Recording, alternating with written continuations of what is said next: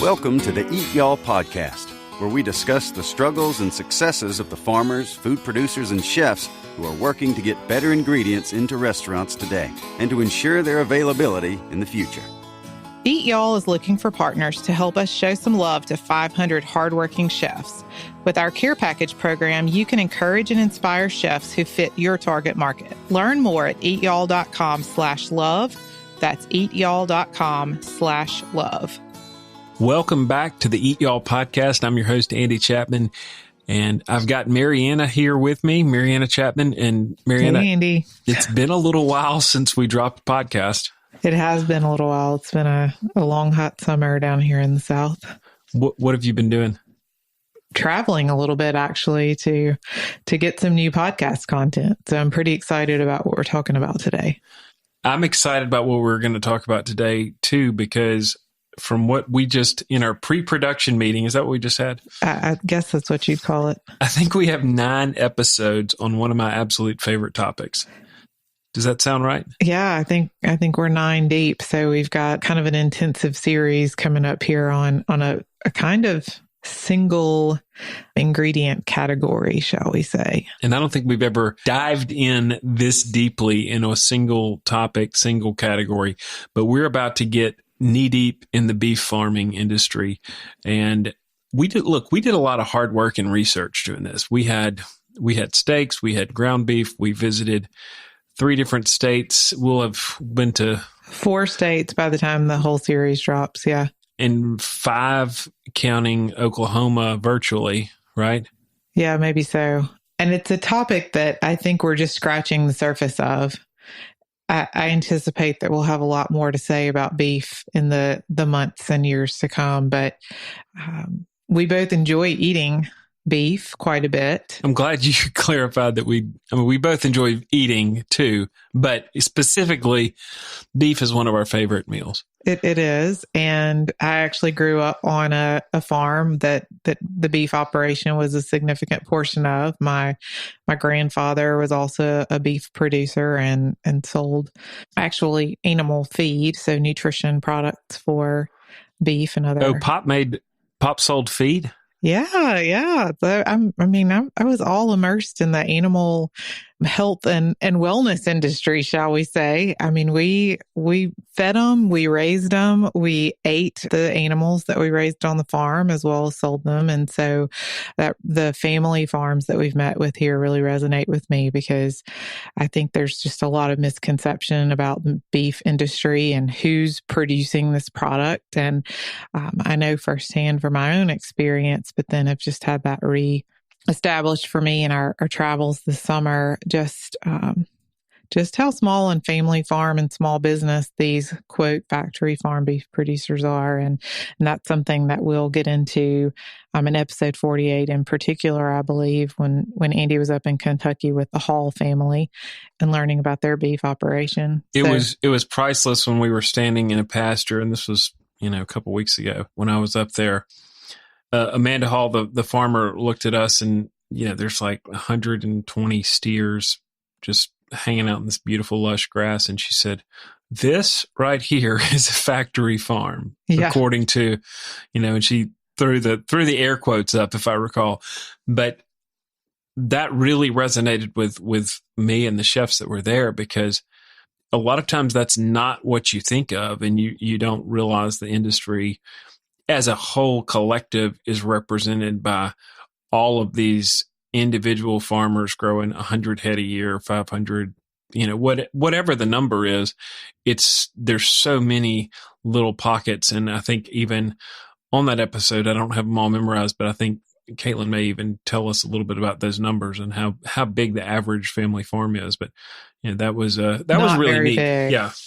A lot of our meat in the mainstream grocery store production cycle comes straight off of small family farms. And so one of the things that we wanted to accomplish in this series was to give you a picture of that key ingredient on all of our menus, our home menus, our restaurant menus, and just give you a real picture of what it looks like to produce that product. I can tell you that I've often wondered if my life experience growing up on a beef farm was an outlier when I've read what's happening in the media and it didn't match up with my own experience. I thought, did we just do things differently? Were we weirdos and we cared about our animals and we fed them well and we were really diligent about how and where the water went on our farm and how we took care of the land and all of those things. And I've questioned that because some of the things I've read in the last few years have really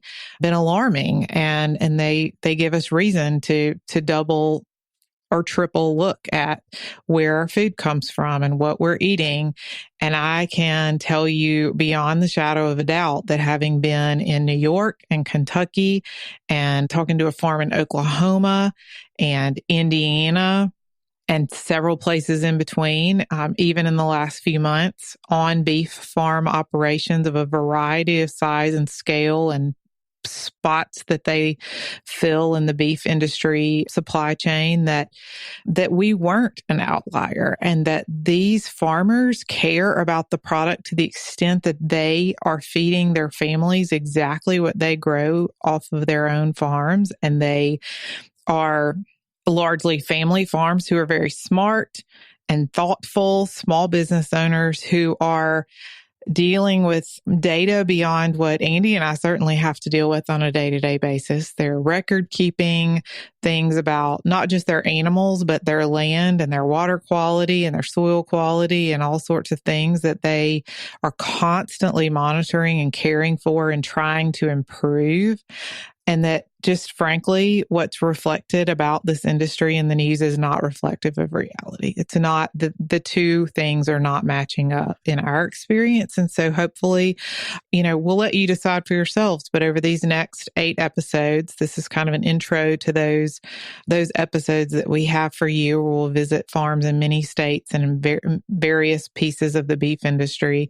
You'll start to, make a decision for yourself about what this industry looks like and what is really happening out there. And I don't know about you, Andy, but one of the things that really, really continues to stand out to me, not just in the beef industry, but in animal agriculture as a whole, is just a complete fascination about the nutrition that these animals receive, how they're cared for, how their comfort is accounted for in so many ways in the different barns and equipment and handling practices. But the nutrition above all, I feel like these animals are cared for and they have nutritional plans that are individualized to them and their season in life and all of that pretty much exceed what I do for myself. And I think we've grown increasingly concerned about that ourselves. So it's just kind of amazing. And I think when you think, we've talked to a grass-fed farm and they joke that all farms are, all cattle are grass-fed because that's what they eat most of their life.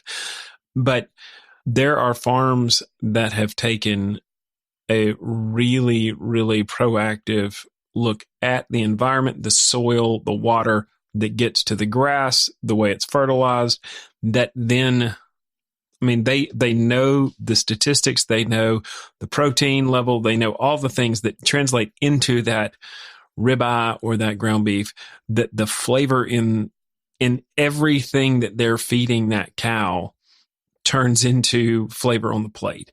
And so it's remarkable to hear that and to the genetics, right? They've, generations of beef cattle, I guess every 24 months you can hit a new generation.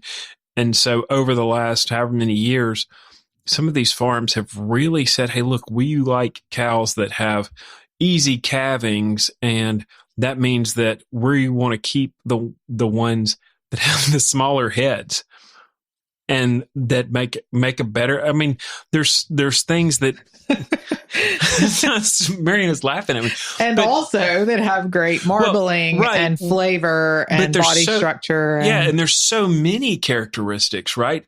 That they're constantly monitoring for and going, okay, what is the best one that we went can to birthing.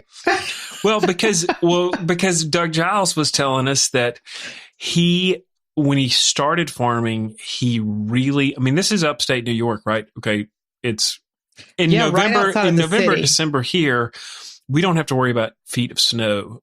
And there they do. And so when the birthing starts, I guess February, March up there, it's really cold. And if the mama cow is having a hard time, Doug talks about, hey, look, we were having all these tough births. And so we started trying to figure out how to make that easier because he was staying up all night. So yeah, mama cows are having a better experience. So that was, stress. that surprised me because he literally said, I mean, and we've seen farmers all over the country talk about birthing and whether it's the spring or the fall and how they're constantly checking and all of that. And he said, that's what he did proactively, was to try to find the right genetics so they had an easier birth, which blows my mind. Hear you never all about in episode. Let's see. Raise your hand if you thought about that before this. I didn't think about that, but these are things that farmers think about so that we can have good food to eat. So yeah, in episode 47, you'll probably get to hear Doug Giles at Walbridge Farm and just north of New York City talk about birthing genetics.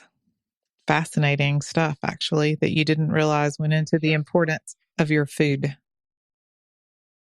That kind of ties into something that Amanda Hall talks about, and I think we also talked with the Combs family about, the care of the animal is paramount to their success. And I mean, literally they're selling, whether they're selling freezer beef or whether they're selling it on the tractor trailer, like the Hall family is, to the processors or the feedlots or whatever, they're selling a product by the pound that the healthier, bigger, better the animal is, the more they're financially compensated.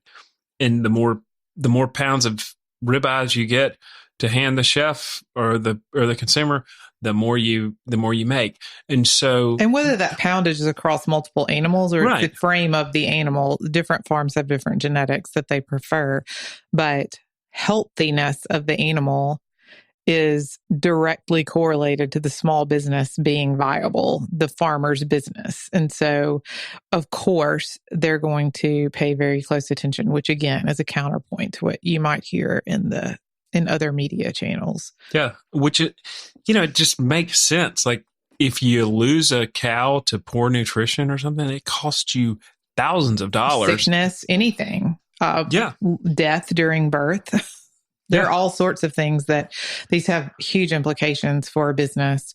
And yeah, they love these animals and care really well for them. So one of the things I think about a lot and we hear a lot from chefs is chefs do have an increasing desire to have a direct relationship with their farmer. And I think that's good and beneficial as often as we can. We even have a little slogan we say around here that we say that chefs and farmers grow better together.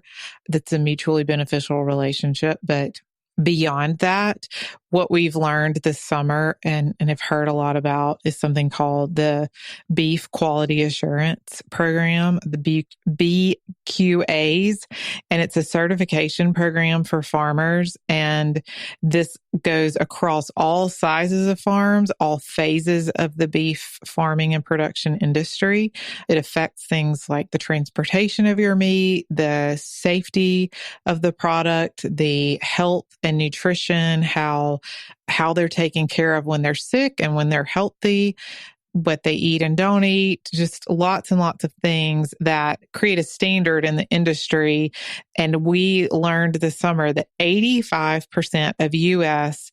beef producers and ranchers are BQA certified. So whether you're buying your ground beef directly and you have access to a local farmer, or you're buying it at the grocery store, if you buy American grown and raised beef, you are, in most cases, you have at least a minimum quality standard. And that minimum is chapters and chapters and pages of certification. It's no small certificate. We learned that it's quite complicated to get it, and it requires continuing education. And it even goes into record keeping, like who... Yes, if who thought that there would be that many records associated? I mean, some of these farms have genetics going back to the first week they opened their farm, and they know every shot, every birth, every month and year. Like birth weights. They track the crazy. whole thing all the way back to the origin story, which is mind-blowing. And it's really interesting because when we say farm to table, there's kind of this idea that our food is tracked and we know where it came from. And there's a couple of things that our food system has put in place here in the United States that, quite frankly, make us the safest, best food supply in the world, as we are well known to be. And it follows through like these BQA standards on the farm that start with the birth and sometimes just the legacy of the farm animals on the farm, all the way through to, we had Chef Chris McDade from Popina and Brooklyn with us out on a couple of farms in New York. And he has to pick up when things come into his restaurant. He picks up with HACCP, and then meat processors use the same standards. And these are ways that they take care of the product and keep it safe and healthy all the way to your plate. And so as a consumer, I'm very confident when I eat beef in the United States because of the standard that goes from the origin and backstory on the farm and follows that ingredient all the way through to it hits the plate in a restaurant or it's on the shelf at the grocery store. And so I thought that was really fascinating that there was that prequel to the HACCP plans that we know well in the restaurant world and the food production world. So these meat farmers have, and the beef industry in particular has the BQA standard. And so you literally have an immense amount of safety, confidence, and tracking of your food all the way through the supply chain, which is a minimum standard, but that minimum is very, very high. And so a lot of these farmers that we met with, I think, would far exceed any of those basic standards. But again, just amazement and respect for the amount of work that they do, because just to meet the quality standard is quite high.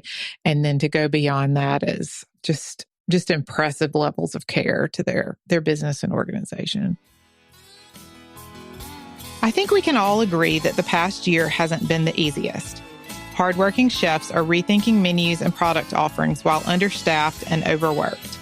Join Eat Y'all as we show some love to hundreds of hardworking chefs by giving them the gratitude they deserve and the resources they need to stay inspired.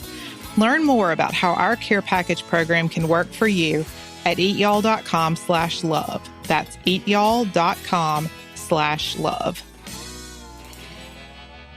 It's noble of the farms, but it's also like, what a great idea. Take care of your inventory until it's no longer yours, until you sell it. And I mean, you see that across all industries. Your inventory is one of your biggest assets on your balance sheet.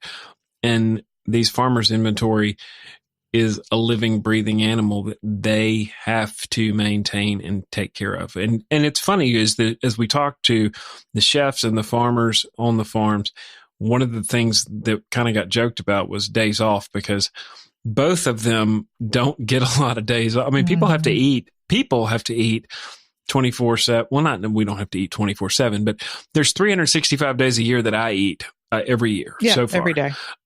So cattle are no different than that. And so when these farmers and chefs kind of joke about days off and things like that, it really is, okay, well, you can take a day off, but somebody is on, because these animals have to be maintained and people got to eat. So that was really interesting as well. And, one of the funny things from the farm, Doug Giles' farm, was we pointed at a combine, and this will probably be, I think we have this sound clip that'll be in one of the episodes, but he's talking about his combine, which, if you don't know what a combine is, it's basically the mechanism that takes the corn from stalks on a cornfield to corn cobs. Loose grain corn, yeah. And throws it into the hopper, and then, that goes into great explanation. Various things. Anyhow, so basically it's a corn harvester. Seed corn. It can do other soybeans, other things. But he said, yeah, that's a $200,000 piece of equipment that sits right there, and I crank it up 4 times a year. 4 days a year we use it. So think about the economics of that, folks. So what are we doing here? Today, this is a little mini pod we're dropping for you. It's going to be episode 44. to just set up this series of 8 or 9 different. I think we're whetting the appetite. We're whetting the appetite for some good meat eating podcast episodes. And so let's just walk you through what's about to happen. You are going to go with us up to New York State. We flew in and headed up into the Catskills, where we spent time with the Combs family on Thunderview Farms. So episode 45 is going to be fascinating because we get to visit a farm that is in the watershed. And if you don't know what that is, you'll learn about it in this episode. In the New York the watershed, City, that's an Indigo Girls song. Y'all can listen to that. New York City watershed. So the water on their farm is in the New York City water supply within 48 hours. And so we're going to hear about how this farm and group of farms in their area have worked together to both raise outstanding high quality beef that is served on restaurant menus in the city and on families' tables all around that part of New York. And at the same time, they have not just kept the water quality the same, but improved the water quality such that New York City has some of the safest, best water in the world in one of the world's largest cities. So impressive story there about the environment and beef production coexisting and thriving together. Episode 46, we're going to head just a bit south, closer to the city, and be on Doug Giles's farm, Walbridge Farm. And he has had a really thriving direct-to-consumer and restaurant business, beef business for several years. And we talk about his genetics, as we have already gone into just a little bit, nutrition on the farm, and really just why he does it. And on both of those, we've got Chef Chris McDade with us, and he just has a lot of really valuable things to offer. And of course, an outstanding chef's perspective on. And on Chris those. brought his wife, Natalie, and son, Gus. And so some of those, just as you may hear Gus in the background on the hay trailer and some of the things. And I think Gus had more fun than any of us out there at the farms. It was great. It was a really great experience. And we do a whole behind the scenes episode on episode 49 that'll have just some of the best sound bites from out on the farm from both of those 2 days together. I really should have interviewed Gus. I think that would have been a home run. That was probably a mistake on our part to not interview maybe I can Gus. Skype Gus and ask him about the cattle farms. Gus really enjoyed being out on the farm. I think Gus had 2 really good days. We didn't know this, but Gus's full name is Angus. And that is a true fact, which it immediately endeared Chris and the whole family to both of the farmers because, it was just like, oh, well, you indeed were the chef that was supposed to be here today. Yeah, absolutely. So episodes 45, 46, 47, we're in New York. And then we are going to head over to Kentucky, where we had chefs out on the farm with the Hall family and really just take a deep dive into a whole different piece of the beef industry.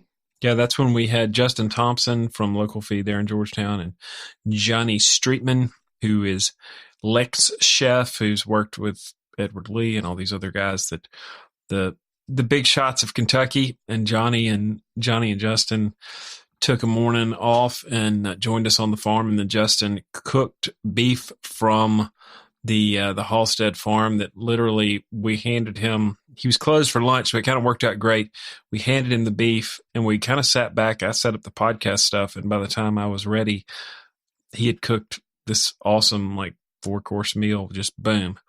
We're not going to really need to intro these episodes. We did it all here, guys. You can just binge on the beef episodes. It's going to be fantastic. So you got episode 48 and 49. 48 is going to be your interview with the chefs and talking small business and beef industry and all that. And then we're going to go behind the scenes again. We love doing those. We get great feedback from you that you love those and hearing the sights and sounds of the farm and the spontaneous conversation that happens when chefs are touring the farm for the first time. So that'll be episode 49. Episode 50 will be out in Oklahoma with the Bachman family, grass-fed operation in a classic cattle state. Sadly, that was virtual, but it was a virtual call. We hope to fix that soon. And we actually, during the pandemic, got to know the Bachman family, tried some of their beef, and the marbling on their beef was phenomenal. I couldn't believe that. And if you don't have a beef producer in your corner of the world that you can build a relationship with, this is a great family, or you prefer grass-fed and really want to be able to trust and eat great grass-fed beef that has tremendous, bold flavor, may I recommend the Bachman family, because they sent us a box of beef that was a beautifully packaged, fantastic beef product.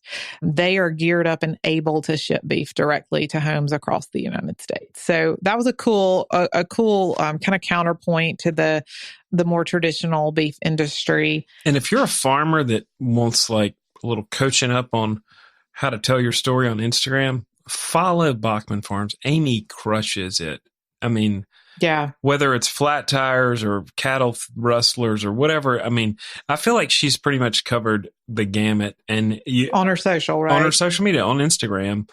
And so I think that has probably blown up their freezer beef box business because people know and trust them. Great and family, what they're doing. Great interview. And yeah, it's don't fantastic. want to miss that one. Sorry, I get on the. Yeah, no. And then the last 2 alert. episodes, we are going to take a really interesting little side trip.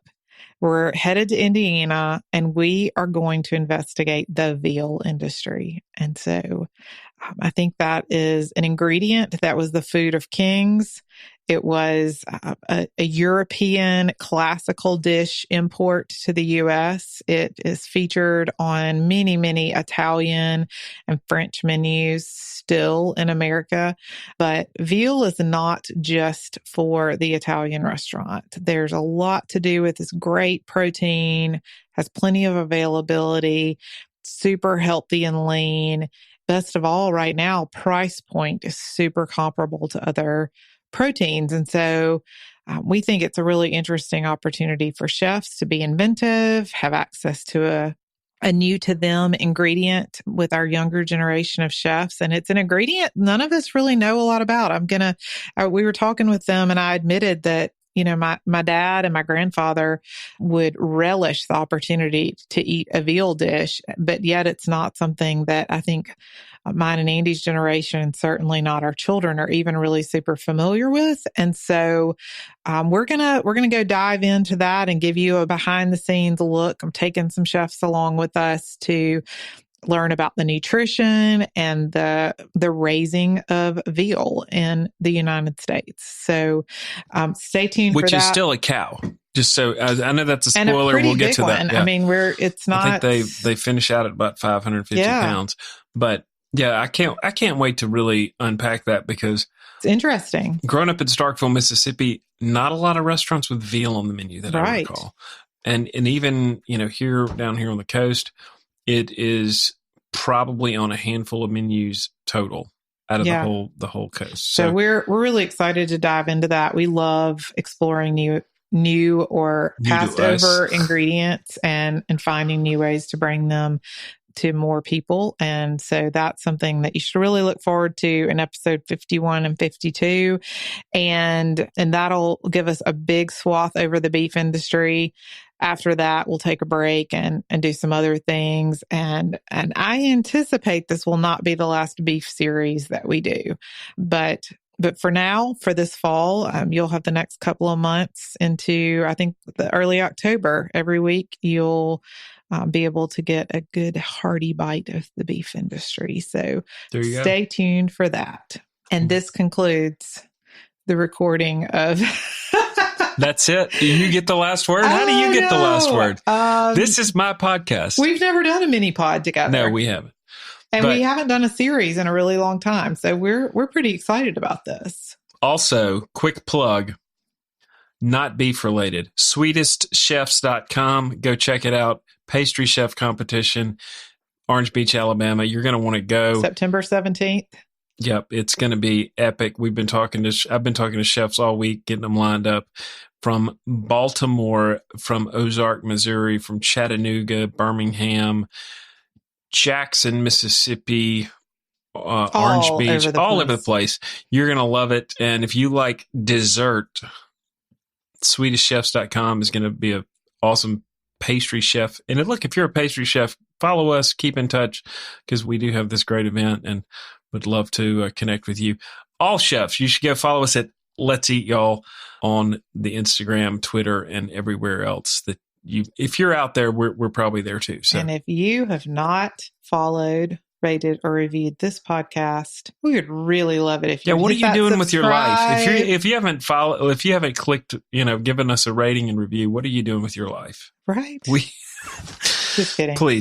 Please join us. We're humbled by your listening. We would just so value your subscription on your favorite podcast player. And if you have a moment to just give us a quick thumbs up and positive review, it would mean the world to us. And you can always email us at info@eatyall.com. And we'd love to hear from you. Love to hear what you think. Thanks so much. You've been listening to the Eat Y'all Podcast, hosted by Eat Y'all founder and chief relationship officer, Andy Chapman. If you enjoyed this episode, it would mean the world to us if you'd join us in our mission to save family farms by subscribing and leaving a review. Even better, share this episode and follow us on your favorite social media account at Let's Eat Y'all.